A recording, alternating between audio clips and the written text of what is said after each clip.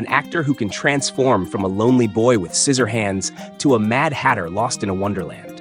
A man haunted by heartbreak and chaos, yet still devoted to the art of acting.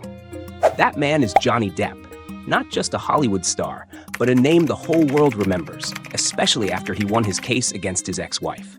You've probably heard the whispers, their stormy marriage, and that infamous phrase the internet will never forget, Amber Turd, the nickname that took over the internet after Johnny Depp's trial.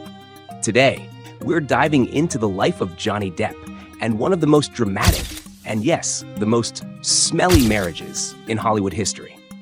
Before we begin, don't forget to hit subscribe and turn on the notification bell so you won't miss the stories that hide behind the spotlight.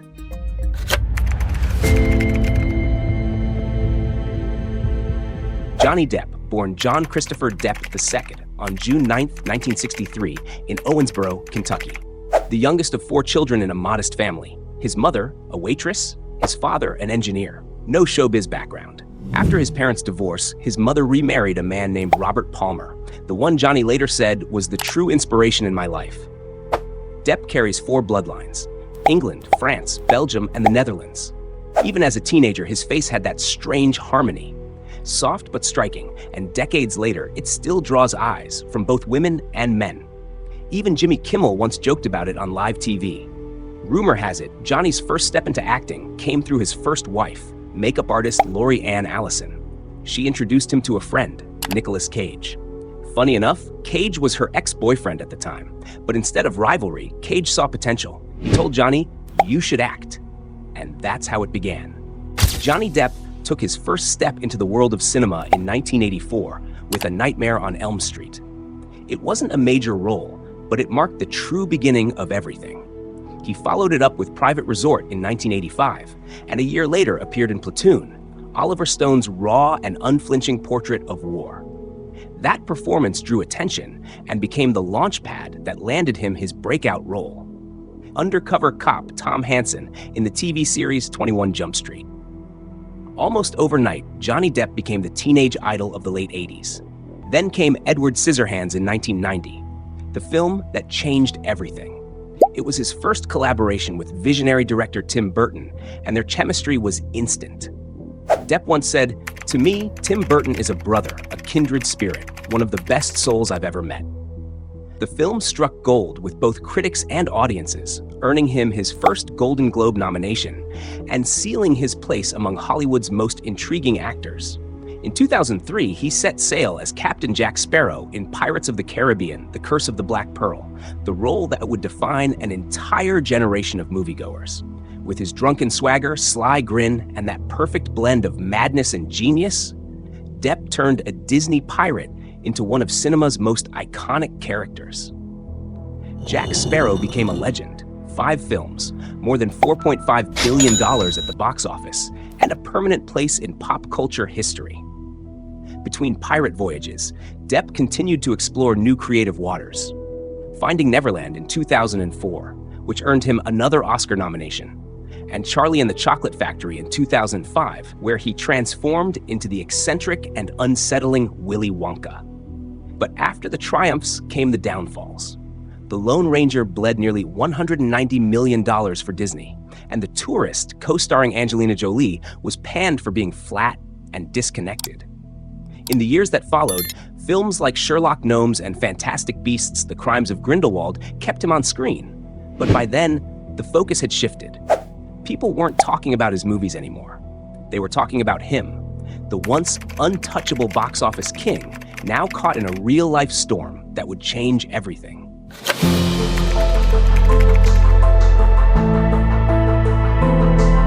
In 2012, the world of showbiz and Johnny Depp's fans were stunned by the news of his breakup with singer and model Vanessa Paradis. The two had spent 14 years together and shared 2 children. But soon after, Depp found himself drawn to another woman, actress Amber Heard, his co-star in The Rum Diary. By 2014, they were engaged. And just 15 months after their wedding, Amber filed for divorce. Appearing in court with a bruised face and a bold accusation, "Johnny Depp hit me." She demanded a restraining order, insisting he stay at least 91 meters away. Overnight, the story exploded. Depp agreed to pay her $7 million in settlement, money she publicly vowed to donate to charity. It should have ended there. But in 2018, Amber wrote an op-ed for the Washington Post, calling herself a public figure representing domestic abuse. She never mentioned Johnny by name, but everyone knew who she meant. Soon after, British tabloid The Sun branded him with 3 devastating words: wife beater. And just like that, the media storm began. Depp hit back, suing The Sun for defamation. But because of the pandemic, the trial didn't happen until July 2020. Both Depp and Heard appeared in court. The judge reviewed 14 alleged incidents of abuse and later ruled that Depp did assault Heard in 12 out of the 14 claims. It was a crushing defeat. But for Depp, it was only the beginning. In March 2019, while still fighting The Sun, he filed a second lawsuit, this time against Amber Heard herself, demanding $50 million in damages. The case was filed in Virginia, a state known for strict defamation laws and for allowing televised trials, meaning the whole world would be watching.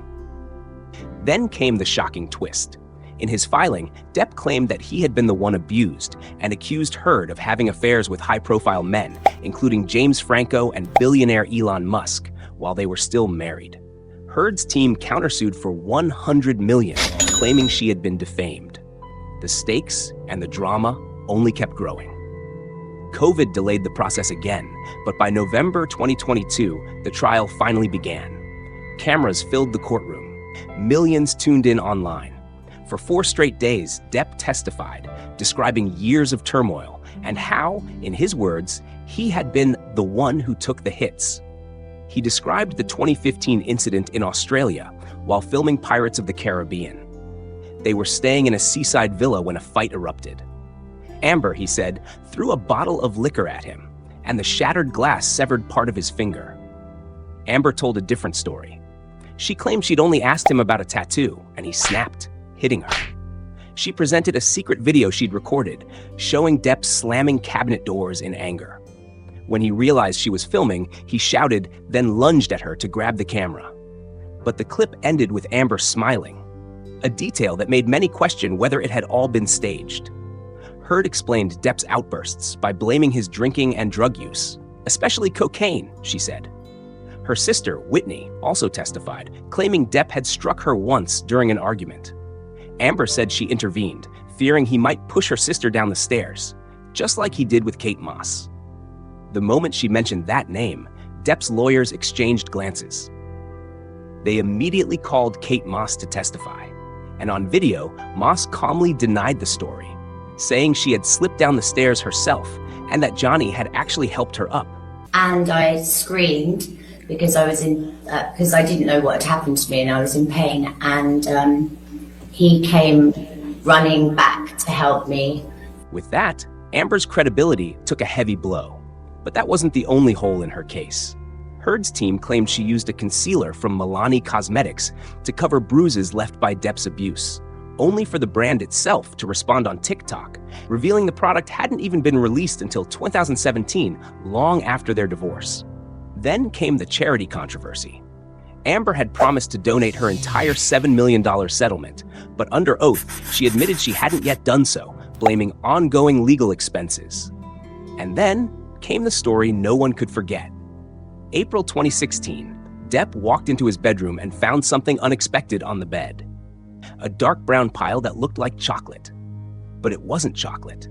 Amber denied responsibility, claiming it was their 2 tiny Yorkshire Terriers who had an accident after eating some of his weed.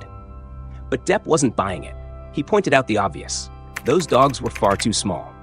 He accused Amber, or one of her friends, of doing it, and mockingly nicknamed her Amber Turd. That name went viral overnight. Memes, hashtags, and jokes spread faster than any headline. Beyond the absurdity, though, the case exposed deeper truths. Heard's testimonies were riddled with contradictions. Expert psychologists testified that she showed traits of personality disorders, manipulative, dramatic, and attention-seeking. After 6 long weeks, the world held its breath as the verdict came down.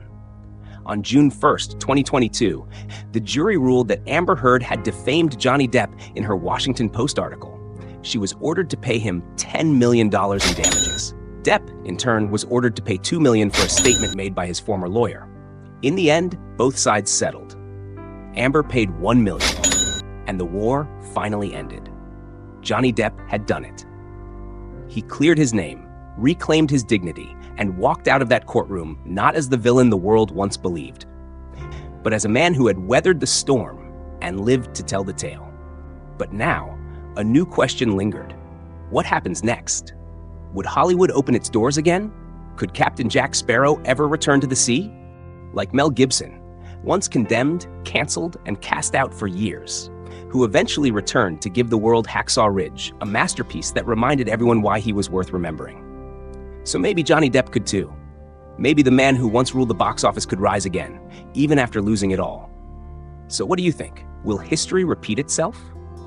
Will Johnny Depp rise again, just as Mel Gibson did?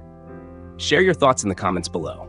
And if you enjoyed uncovering the untold side of Hollywood, don't forget to like, subscribe, and turn on notifications so you won't miss the next story behind the stars.